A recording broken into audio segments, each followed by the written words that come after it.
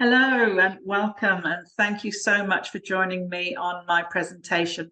My name is Amanda Sanders, and I'm here today to share some of my tips on self-care and why I find that, especially in this journey as a business owner and an entrepreneur, that self-care is so important. It's one of the topics that is so close to my heart because I really do know that it makes a difference in everybody's life, because you need self-care in order to be able to be at your top, be at your best, and be able to give the best of you to everybody and not just your business.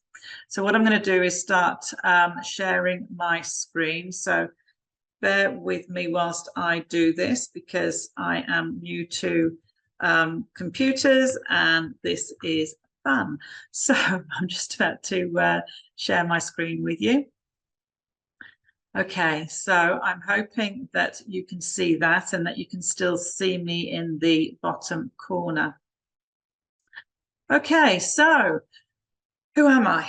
Like I said before, my name's Amanda Sanders, and I've been in business for the majority of my adult life. I started as a nurse, and I very quickly went into management and then troubleshooting other people's businesses and starting businesses for other people. So I made a lot of others extremely successful and extremely wealthy. And it wasn't until 5 years ago that I started to believe in myself, and that's when I started my own business. That is now managing itself. My managers and my team look after it wonderfully for me. It's a 7-figure business, and it has allowed me to go on and not only start other businesses, but buy and sell businesses, and also to do what is my passion, which is basically being a mentor and a coach, and allowing other business owners to utilize the knowledge that I have in order for them to be as successful as I have been. I also do speaking and I do corporate training. So, self-care. What is self-care? Basically, self-care is about giving the world the best side of us rather than what's left behind. And like the graphic says, it's absolutely not selfish. It is essential in order for us to achieve all the success that we want. If we are tired and burnt out and juggling too many things at the same time, we're not going to do things to the best of our ability. We're going to be doing things half-cocked rather than to our full potential. So I wanted to share some of the self-care tips for female entrepreneurs and female business owners, because as we all know, the life of a business owner, the life of an entrepreneur is no joke. It's as great as it can be. It can also take its toll if we don't actively take care of ourselves along the way. Since I started my entrepreneurial journey, wellness and self-care have really become true passions of mine, especially with encouraging other women to do the same. It absolutely changed the trajectory of my journey as an entrepreneur once I started looking after myself and putting myself first. Through a lot of experimentation and burnout, which is where I was when I started, I found that the following steps really were a real game changer when it came to looking after my physical and mental health, as well as my overall happiness.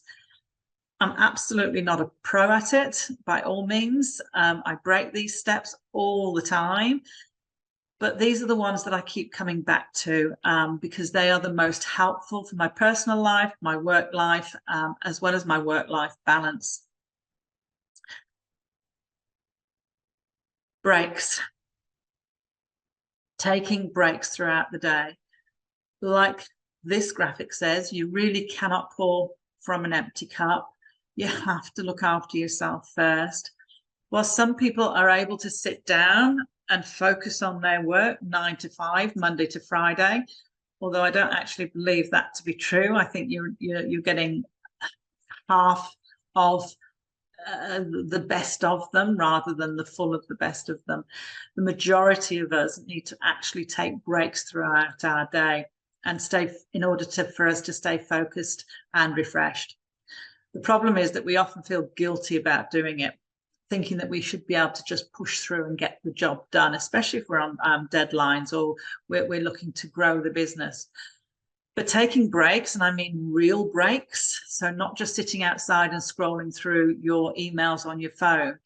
Taking proper breaks is so important for our health, our happiness, as well as our work and business performance. We're taught that work is meant to be a grind, especially when you're running your own business. And I'm totally guilty of being caught up in that mindset. But our work days and our lives in general can be so much more enjoyable when we allow ourselves breaks throughout our day. I love that this all seems to be shifting now from glorifying the hustle and bustle to now embracing balance, and taking breaks is all about that. Some cultures are brilliant at it. So think about the Spanish fiesta or the midday coffee break. And I think we need to get better at this too. Try incorporating some breaks into your day, whether it's meeting a friend for coffee, going for a walk, reading your book, sitting outside in the sun with a cup of tea, watching half hour of your regular show, anything, but do it and enjoy it guilt-free. What I also recommend is that you work in 90-minute segments throughout your day. So your schedule reflects 90-minute segments and 20-minute or 30-minute, 60-minute breaks throughout that schedule, so that it's non-negotiable. It's in your schedule and you work for that 90 minutes. You give your best to one subject, one goal, if you like, and one step within that goal. Put your all into that piece of work that's in your schedule, and just that piece of work, and you're going to give you the best of you. You're going to work full out. It's going to be something that you get used to, and when you do that piece of work, you're going to be so surprised at how quick and easy it is to do, and how good that it turns out to be. Much better than if you're just giving it a half-assed go and doing lots of different things in the meantime. You just concentrate on the one thing. I can't recommend that enough. Outside, I don't think people actually appreciate how spending time outside is so important. Log off, shut off all your electronics and get outside. Spending time outside every day is one of my non-negotiables. I now live on the Central Coast, so I go down to Terrigal, which is just nearby, and I go walk along the beach, or I grab a coffee, or I just sit out on my veranda and look at the lagoon. It's so important for helping me to feel relaxed and energized and in a good headspace. I always knew that I loved spending time outside, and it wasn't until the last few years with COVID and the lockdowns that I realized how important it was for my mental health. Going a walk on the beach, going a walk amongst nature, eating your meal outside, sitting in a park, or even gardening just for 20 minutes a day.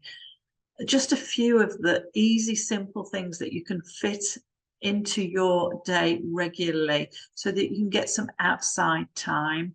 Being out in nature is one of the best ways to disconnect from work stresses. It really is. The next thing is to stay off your emails. Stay off your emails and stay off your social media after your work hours. Turn the damn things off.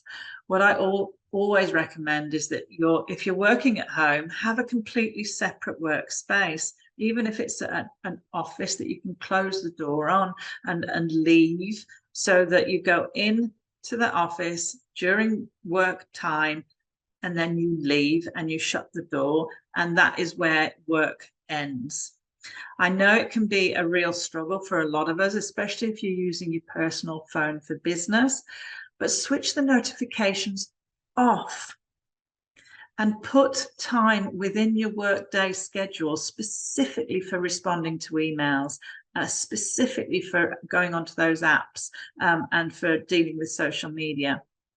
It's become a habit, unfortunately, for us to be constantly going through our emails and our apps and feeling as if we need to be connected at all times. And it can really take its toll. Our businesses, of course, are really important, but they're just one area of our lives. And too often we are letting that one area bleed into all the other areas of our lives, so that our loved ones are not getting the best of us. They're just getting a bit of us because we're looking at our phone whilst feeding our child. I know that's like the worst case scenario, but it happens. In the majority of cases, that email or that notification can actually wait until the next day, the next work day, even if it's the weekend. Staying offline outside of work hours is one of the most freeing things that I have done. In the moment, going through your emails at night doesn't feel that stressful because you're lying in bed, but it's not until later that you realize that you're so drained because you're constantly being stimulated and you're unable to shut off your brain from work, and it makes you feel exhausted, and it can lead to burnout. I feel so much calmer and more balanced when I'm strict with staying off work after hours, turning those electronics off and shutting my office door.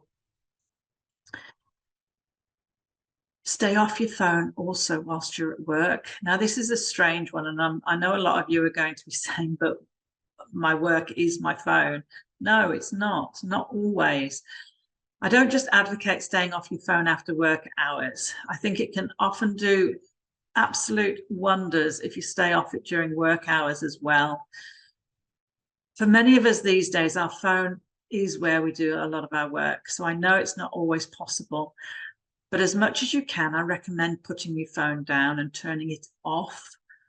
It doesn't matter if somebody phones you, don't answer it straight away. If it's important, they will leave you a message or they will phone you back. If they phone you back more than once, then answer it. Or leave it go to voicemail and call them at a set time during your day when you are free and you're not working on something important that's within your work schedule. I used to answer my phone all the time. I had it right by me whilst I was working, and I'd waste half of my day picking it up and aimlessly texting or scrolling or answering phone calls. And by the end of the day, I'd wonder where the day had gone. I didn't feel as if I'd actually accomplished anything. Why my head was so cluttered and scattered, and I hadn't actually done half of what was in my schedule. Putting my phone away and only bringing it out when I actually wanted to, when I actually needed it, has been an absolute game changer for me. It helps me to be more focused, more productive, and more clear-headed. And I know that it's going to be to do the same for you. So stay off your phone. Practice. I know it's not going to be easy, and it's a habit that you're going to have to learn to make. The next thing is one of my biggies, and that is boundaries, setting strict boundaries. As entrepreneurs and women in general, we often feel like we need to be everything for everyone all the time, and it's absolutely exhausting. Setting boundaries, not only in your business, but also in your personal life, I know isn't easy, but it is absolutely key in taking care of yourself. The boundaries that you set are going to look different for everybody. For me, it's got a lot to do with being able to say no without an explanation. I always explain to people when I'm coaching is that if you feel that you have to give an explanation for saying no, it's because you feel guilty for saying no. And you're showing the person that you're giving the explanation to that you saying no, you feel guilty. And that's why you're giving this explanation for your no. Just say no. No means no.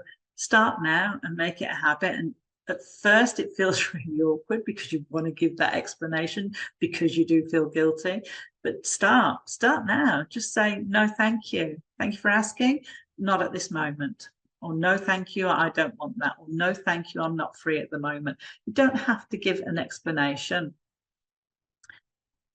It could be that you need to set boundaries with regards to checking your work accounts at the weekends and at the evenings. And it could be that you need to set boundaries with your partner, with your kids, when you aren't available for them because you're actually working. Or maybe it's setting boundaries with your clients, or even setting boundaries on the amount of time that you're going to let yourself think of or worry about work. And I know this is easier said than done. I know when work pops into my head outside of work hours, I have to actively catch myself and stop and tell myself that I'm not going to be thinking about work or talking about work until the next work day. It's a habit, and a habit that has to be built up like any other habit, and you're going to slip back. But as long as you catch yourself and then start back again with the new habits, you'll get there. The next little thing that is important is micro movements. A lot of us are sitting hunched over our phones and our computers all day, every day. And this is something that I've loved incorporating into my days. I'm sure that you know and you understand that being over your phone and your computer all the day, you get back pain, neck pain and headaches, and just overall tension.